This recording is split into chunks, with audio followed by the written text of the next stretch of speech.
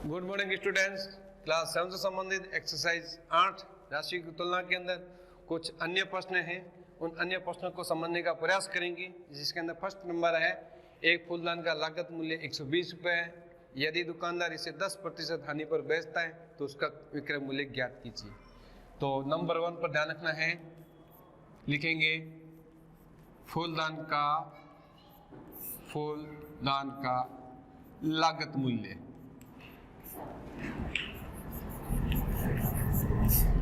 कितना है?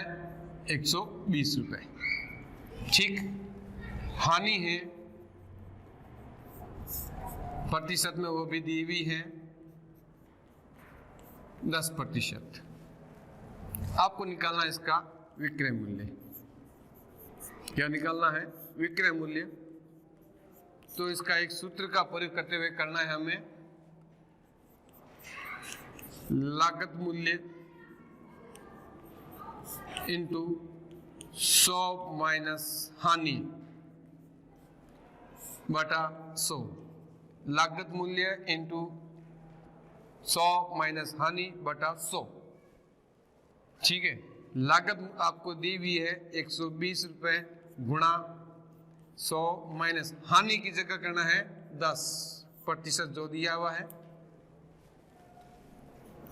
तो 120 गुणा 100 में से 10 कम कर दिए, कितने हो गए? 90 बटा 100। एक जीरो से एक जीरो के, दूसरे जीरो से दो जीरो के। 12 का 9 से गुणा करते हैं, 12 9 में 108 होता है। ये है विक्रय मूल्य, यानी फूलदान का विक्रय मूल्य कितना है? 108 रुपये, क्योंकि 10% उसने हानि में बेच दिया, यानी 108 रुपये में उसने बेच दिया। खरीदा था 120 रुपये में, बेचा उसने 108 रुपये में। तो इस तरह से ये प्रश्न नंबर पहला था। सेकंड प्रश्न पर चलते हैं। सेकंड प्रश्न में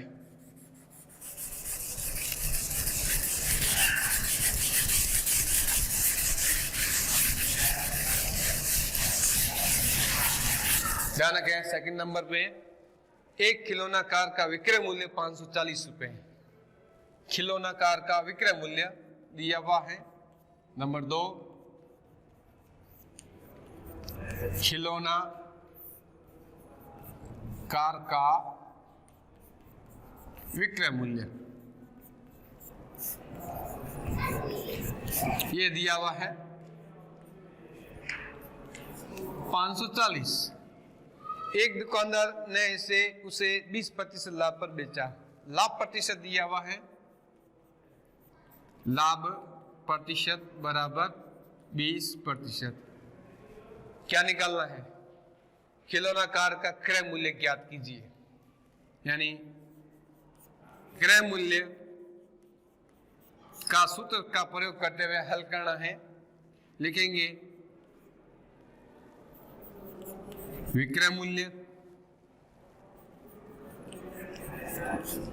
गुणा 100 बटा 100 प्लस लाभ। जब इस तरह से करना होता है तो क्या होता है कि इस प्रश्न में जैसे आपने किया, विक्रय मूल्य का सूत्र क्या कहते हैं? विक्रय मूल्य इधर लिखा, क्रय मूल्य इधर लिखा, तब ये चीज ऊपर आ गई, ये नीचे आ जाए। और क्रय मूल्य निकालते हैं तो 100 बटा 100 प्लस लाभ करोगे, जिससे पहले वाली संख्या यानी जो क्रय मूल्य थी वो निकालनी है। तब हम क्या करेंगे? 540 रुपए गुणा 100 बटा 100 प्लस 20, यानी 540 गुणा 100 बटा 120। जीरो से जीरो कट गया, ये दोनों 2 के पाड़े में कट रहे हैं। ये 6 बार कट जाएगा, ये आपके कट जाएगा 5 बार। 6 के पाड़े में कट रहा है। 6 मेरी 54, यानी कितना? 90। कितना हुआ? 90। तो हम क्या करेंगे? 90 गुणा 5। 90 गुणा 5 से गुणा करोगे, रुपए के रूप में आ जाएगा 450। 9 5 45, यानी 450 रुपए। ये है खिलौना कार का क्रय मूल्य। तो डियर स्टूडेंट्स, अच्छी तरह से समझना है। इस सूत्र को दिमाग में रखते हुए आपको हल करना है। क्रय मूल्य बराबर विक्रय मूल्य इंटू 100 बटा 100 प्लस लाभ। जब क्रय मूल्य ज्ञात करना होता है तो 100 प्लस लाभ नीचे लिखा जाएगा, यदि विक्रय मूल्य ज्ञात करना होता है ये वाली जो चीज होती है ऊपर लिखी जाती। ये सूत्र है, इस सूत्र को दिमाग में रखना है, ठीक है। ये था प्रश्न नंबर सेकंड। प्रश्न नंबर थर्ड की ओर बढ़ते हैं। प्रश्न नंबर थर्ड की ओर बढ़ते हैं। उस प्रश्न में क्या कहा है वो ध्यान समझेंगे अभी।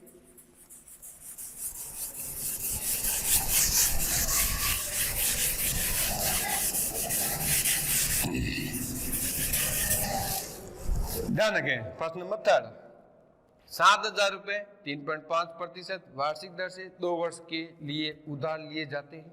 2 वर्ष बाद कितना मिश्रित धन देय होगा, यानी कुल कितनी राशि होगी 2 वर्ष के बाद में। तो ध्यान रखें, प्रश्न नंबर थर्ड में इस तरह से लिखना है, मूलधन, ठीक है, दूसरा आपका समय और तीसरा आपको निकालना है इसका दर।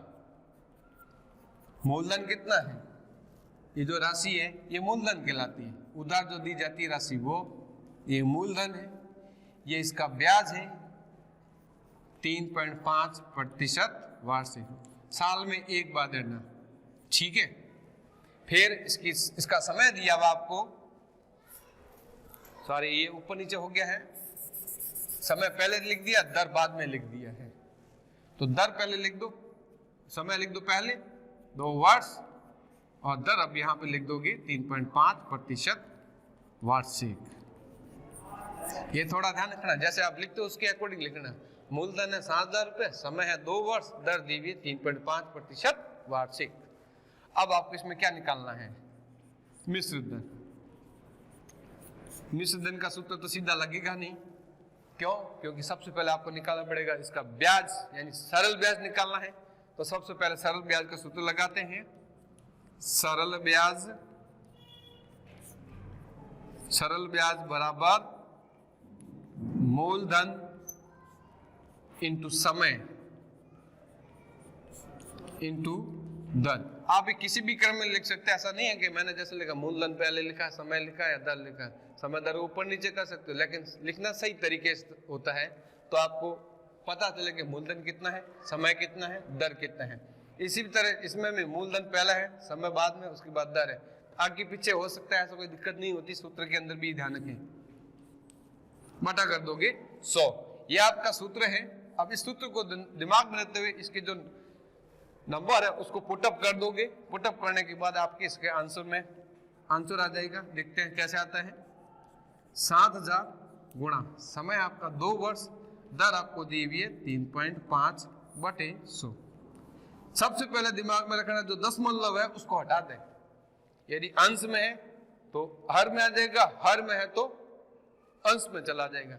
हम देख रहे हैं अंश के रूप में दशमलव की संख्या 3.5, यानी दशमलव की बात कितने अंक, 1 अंक है। तब हम क्या कहते हैं, इस दशमलव को हटा दिया इस तरह से और 1 0 नीचे जोड़ देंगे, 1 0 नीचे जोड़ देंगे। अब यदि वही संख्या आपस में कट रही है उसको हम काट देंगे। 1 0 से 1 0, ये दूसरा 0 इससे कट गया, तीसरा 0 इससे कट गया, ठीक है।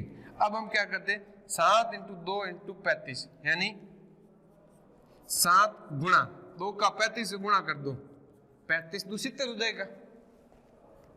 7 का 70 से गुणा करते हैं 490 रुपए। 7 का 70 से गुणा करते हैं 490 रुपए आ गया। अब आपको इसने कहा है मिश्रित धन, तो मिश्रित धन का ध्यान रखना है। मिश्रित धन का सूत्र लगाया, सूत्र क्या है वो ध्यान रखें, मूलधन प्लस सरल ब्याज, मूलधन प्लस सरल ब्याज। तो मूलधन आपका है कितना, 7,000 रुपए, और ब्याज कितना बना है 490 रुपए।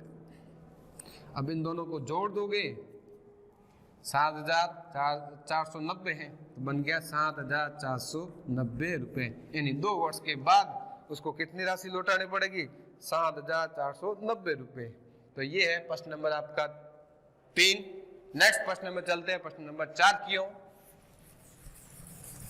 प्रश्न नंबर 4 इसी से रिलेटेड ही है, ठीक है ना। पर सूत्र को दिमाग में रखना, उसका सूत्र क्या लगेगा वो ध्यान रखना।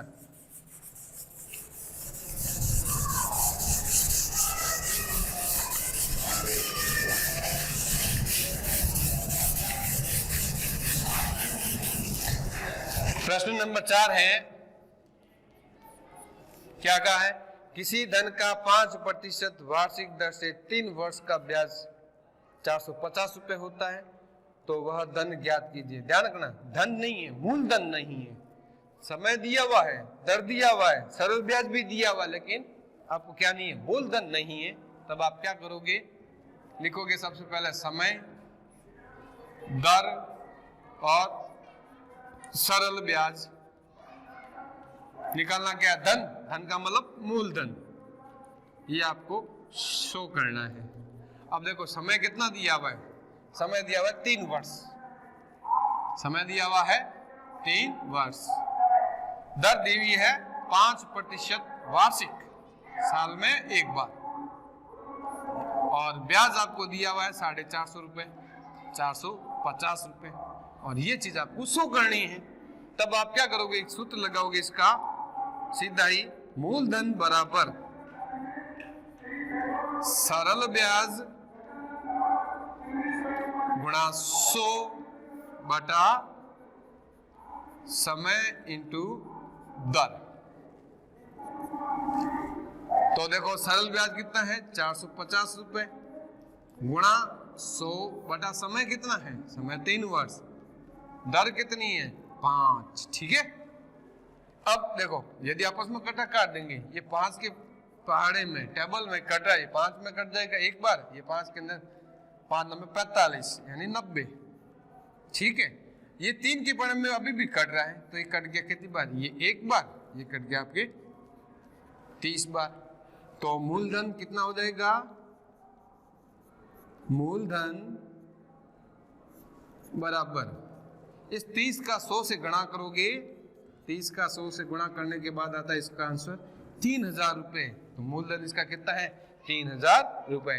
तो डियर स्टूडेंट्स, इस क्लास में आज हमने एक्सरसाइज 8 से संबंधित कुछ अन्य महत्वपूर्ण पढ़े, जो इस टॉपिक का लास्ट अध्याय था, इसके लास्ट क्वेश्चन थे। ठीक है, थैंक यू, ओके।